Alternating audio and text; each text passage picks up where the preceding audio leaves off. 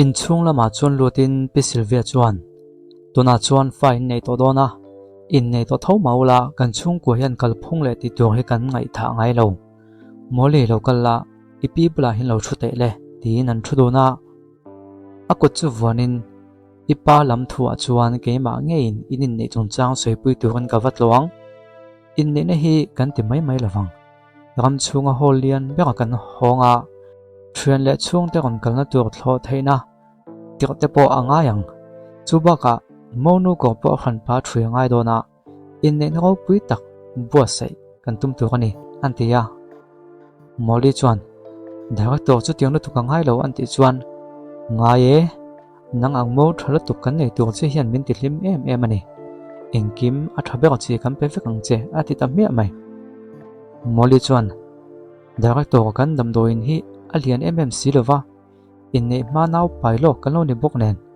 iti au pui tu kan nei chuan anuam lo zo kang baka mi ten an sei luai tu hi ka du lo nia antia api po chuan a roin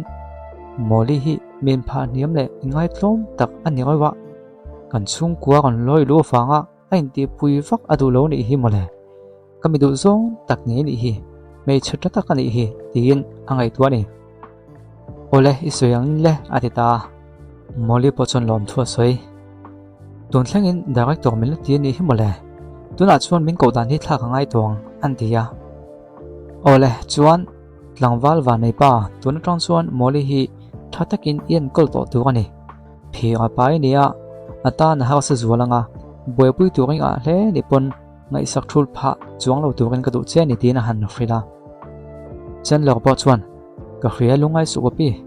tin chu zan po chon hlim tlang khop mai atu ka lo nia chen lo ka chuan moli chu an tho na hmana chuan a tha chen lo chuan ka training min en tur chen ka kon khroi chia entin nge na min tho san te tuma a han te ya kom ol tho buka apu chuang henem ma se bula kom reng chuan min kanin ka min zot lui mai theya medical post alo vom zok la a thazok ka khia anti chuan chen lo chuan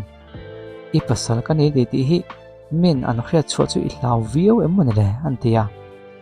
a kan soitun tak to kha kanin kan to kha lo te wata a ole ka khie ka fiam chen i kha pon lam chu alum e mai hadam zok ro tin a thla ta ni moli in chung lama lu chu a thian nu lina chuan voin chu ipa ka muwa vip wata mani pula enkol tu big nein ipa po thatto mel khop mai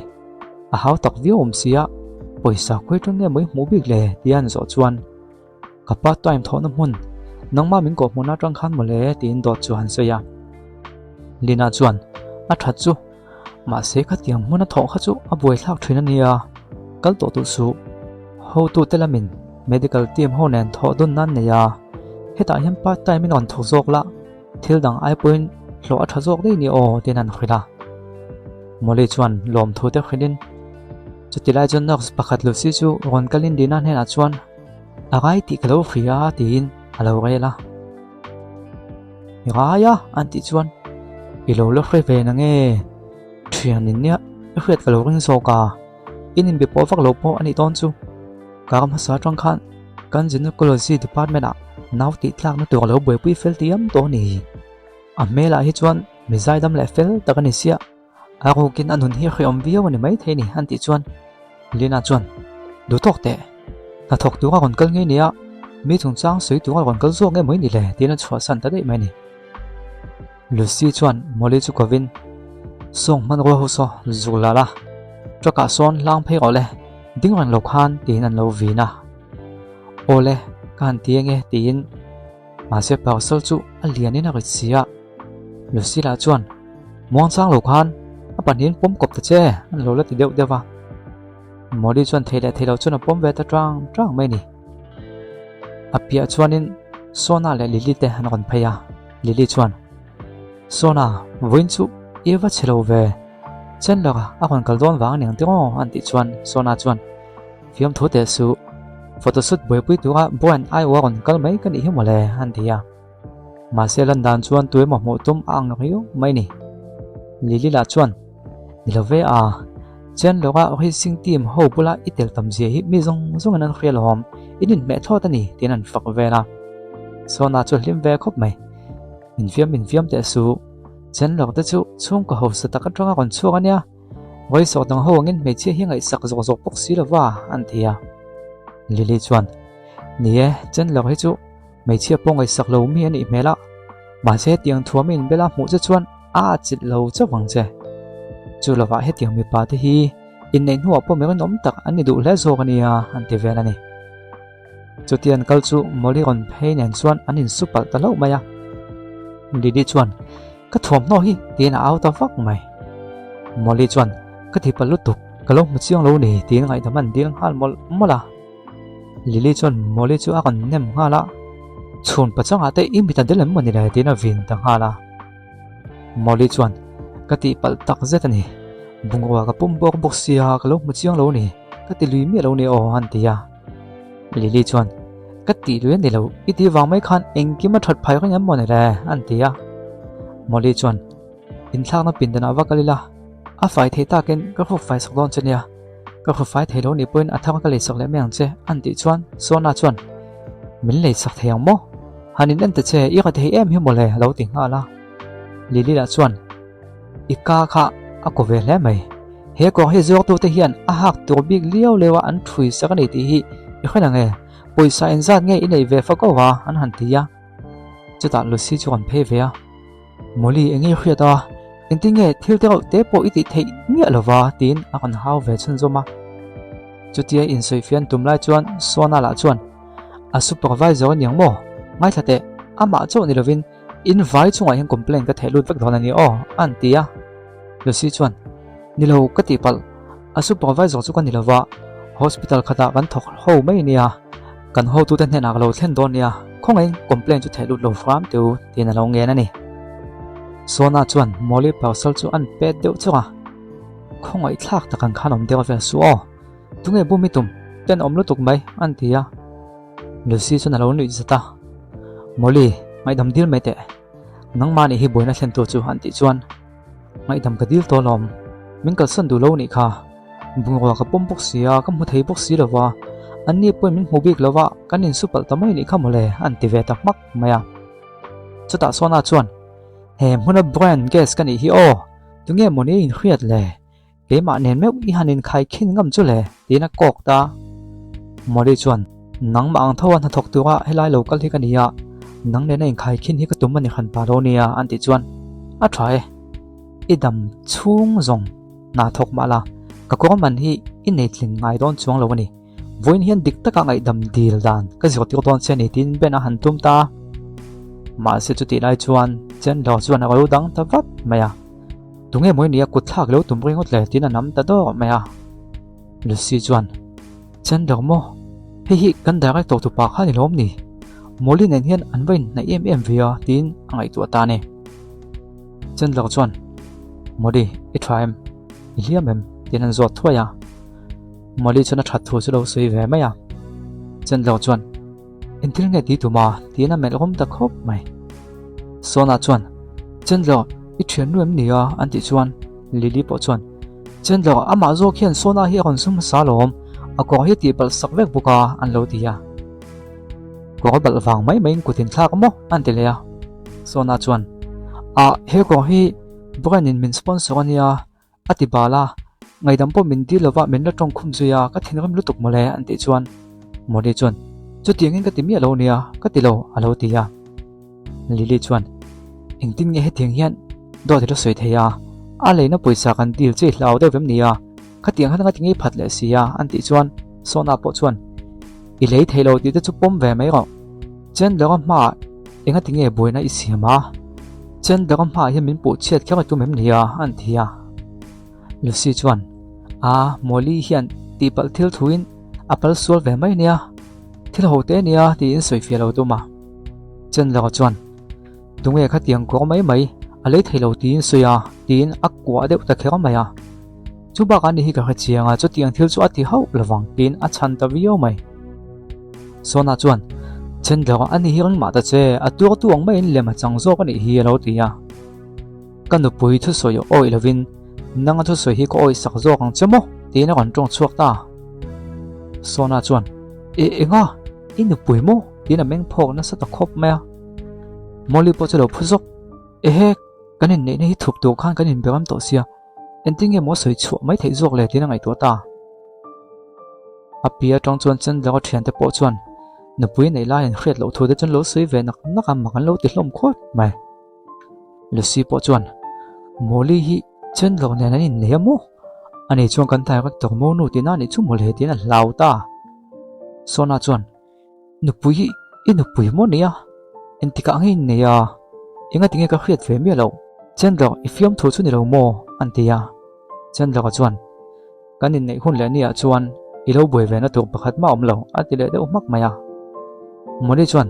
du to ko ti niom tak hian alo melani chen lo ka chuan nu pui chu vonin sona even na piang hian racing team bula hian i kon om ve zia maya in din om khop mai ama khan engtin ma ka tingai lo chia lom na chang lai khoi bok si lo chuan tu na ka no pui hi ti na ti lo tum ve lamo an ti chuan sona chu at lo chau to ni lo chu tiang ani lo chen lo ka soyum sia chu ti ya soy han tum lai chuan chen lo bok chuan brian hian nang ma ang thil kha chiang lo le molu thu khi an roi kan don ani chuanin thopui chun zum zer pok chu angai ka ti to lo ati tapak mai apia tong chuan Mr. Miller bo chu kan tong chuak vata puchen lo engwang nge thodun na chu iti to panga sona puchen ro he ti thin ga mem nia tin a on vin ta chen lo ka thempa chuan Mr. chen ro kan pui po an ben te em ka mole chu chu nge ngai da na on ti zewa chu ta Mr. Miller chuan vin chungin nang ni pani lak lo lu tu khian eng thil nge mun lo ti le pichen loi bula hian ngai dam dil khal teu tina kok ta lili le sona hlau tuk chu an khur ta zoi maya moli chuan nuam lo tin chen lo chu te te chen lo kaltir jok me te min en sa box sia ikal jok te ang lo te wata chen lo chuan a try iti dan le tin Mr. Miller ne la chuan thodun na ti top chung chang kha soidum pui tor chein mi ka kan ti rang tina kal san ta maya pumi la chu atrap lo chau ava zeta a ko deuh dom loma nilo puchen lo khong ai lo ding lok tu i soi ho la lok te ngu tin an let le a lili le sona te chu havin thodun na chu atop to chuan nang ni pani hian thu boi la khrem na in tong ve nge yang tina kok ta sok me ni sona chu atrap ta hiala nilo thu boi ne ka du lo mane zo tuna ka fakalanga nas ne na khan ngai dam ka vadi range khrem na po min pelo la khong ai takin an tia ma se Mr. Miller chuan ama khan hun thwa ka pe to chia ma se in bo chian i kha tu na ngai dam dirin du le mo alo ngai sak to in ring em moni le tin a phin deuh deuh maya le si po chon khriom ti tak chuan an let le a heti lai hianin le lampang lo lang ve le a chen lo chuan moli chu ka in dam do in pon lama chuan an lo ding ani a chen lo ke man ka kal thei to lu tu ko lom min thla to an ti chuan teuh lo mai ti na vuan nget ta so maya moli zak box si chuan min en deuh thup ani a an ti a ma se chen lo chuan ka hiang chuan nai taka chuan ena enge poi ti na fop ta ina chuan hawa chuan chibai pu chen lo tin kongka alo hona chen lo chuan moli po chu pom lu tin a phei puya a engma kam lo nia ti in hawat po chu lo lai viawa Wendy chuan puchen lo da chu an lo ho ma le maya an ti chuan hawa chuan in chungla ma chhoi su nula te hian hun thol mang to se alo te ya ro ma chun lutin moli chu khoma chuan thut ti ga chapal chun bun ti ga moli chuan kan ne hi thu ka nga se plat tu khan kan in remani lom ni ma tinge ni ya ti han zo chuan khati hun lai kan soi ni kha karlo ka thak dei to lom atita achana han zo chuan chen lo chuan mi ten an phasit lai che thil thleng pa ngai anga lo thio mai ai chuan ka tai ni ti tlang au pui hi ka du fe zo tu manang khoi ngam tur che ni lo ati moli chuan ka khathiam me dik nei ngai poi mo hle mai an ti chuan alo khathiam lawa sta moli chuan ka lo tong tam to lom khatiang ka chu hospital adik lo taka ti thrin tam takam hotwa mi ngai tu kha angai lo niam ase kalom lutuk a le peka din na iman kalo tum don senia tia tho mai an tum chuan chen la chuan koile tin khuma chuan in boin an fop zia chuta moli chuan nem tho lein heta tu man om lo wang hian rem chan na ila thei lawang an tia chen la chuan nui haka i pasal ka ni lom rem chang ka zong theng ngai le nem an ti chuan nang zak lo lutuk an lo ti chuta vel dik tak ka put thui sei zo chen ni lom ni an tia ma se kan rem na kha nu pain ka ti tu ang ma khatiang eng ma ti tu om lo kha an tia chen la chuan kha zana ka chuan lim veo ni kha ka ko ka thak ani me pui khria ta pon sa hi ka du to zo ka ni thil dang wang ni lovin ka ta ini ka du wang zo ka ni ye tin an fop le ta ka nu pui ini to wa nga tinge kalama yo lo i hon thei tlat lawa an ti chuan tuna te chuan nau te wang chawin ka chunga mangai nai ti langa inin huna min kal san dei theya nang chu thil ti theina le ho sang na nei mi pai nia min kal san nan chuan lam eng po imang theya ma se ke jong me chepa ngai mai engma nei lo le chung ko en kol tu nei ka nia chu thil chu a thlen huna mi te nen tinge min soi sui anga chu mi chung chang chu ngai tu ve to ngai em ni lo thengil te hospital a duty tuan ka kyong le to zo ka nge tin a chua san ta ni a chuan hu chuan chen do chuan tuem hi khol nga la hey press conference lo ko te in rai ding hal ho an tia dam doin lam halo langa cafe a moli chu thil e tur chuan alo lu ta lucy khana kan mu moli choi la ilo to cafe to ya khat lu tuka thut na mu hak dewa thu do nang miang angon tia moli chu nuya nikina zok le lina in thut na min lo khek to an ti chuan em po chu ni se training field ta ka che dan kha kalo ti ma ma ni chen lo nen in nei ni ti kalo felo wa ka ti pal tak zet khongai min khel kang sak lo fram tu kan ka du che ni han tia modi po chuan apoi lo tak taka kanin nei nei tho kangin i vong zui theng ti ro an ti chuan lucy chuan lungai su ka se pui ta tang se an lo tia modi po chuan kang kal ma sa nge linai mi long nga ka to om sia ati akal san zui ta ni cafe a chuan lina te chu thina lo e mek tua moli chuna wa zom ve nga la an thiam pakhat chuan in atangin chhun choi on pai le to ni mo han lo tia lina chuan lo chan khal wata in lamain siam cho phianin poisa hek lo zo lo male halo ti chuta lina chuan ati fin chu han honga chotui nai tak tak lo nia an thian ho chuan phuta zok maya pakhat la chuan i chhun chu pai chu avan to mele mem via alo ti pakhat po chuan khaile moli i ho sa ta thu dem ni an lo ti hiala moli chuan ngai tuwa ale peka chuan wendy hi ka chhun cho siam tu tan kamang to khang lawang ti na lo ngai to ni a chan chuan lo siam that sak lo tuka lina chuan moli avan tam ve i zo vek theyang to a han ti chuan moli chuan a thian te chu an pe 7 ti khena sem ta dan zo ka lina chuan kha ka soitum ani mi lo nia ente moli i gai tak tak ani mo an ti chuan an thian nu chuan phone a an chan chin thau chuan me chuak ta e khai hei thu thang beng vek tak ani hi mole han lo tia an ve en ta thap mai chen da chuan press meet ma chuan in nei na thu chu lo puang mek chu lo ni in moli chu a phuta zok mai ola chun zom hi episode tot na tuan yellow cho hun lo chang la kan kon ti chuak le vat don ya a cho hun nga yang a khan kan khet kha chun da som pan ya le zan da ria ta kan ti chua zia thin kha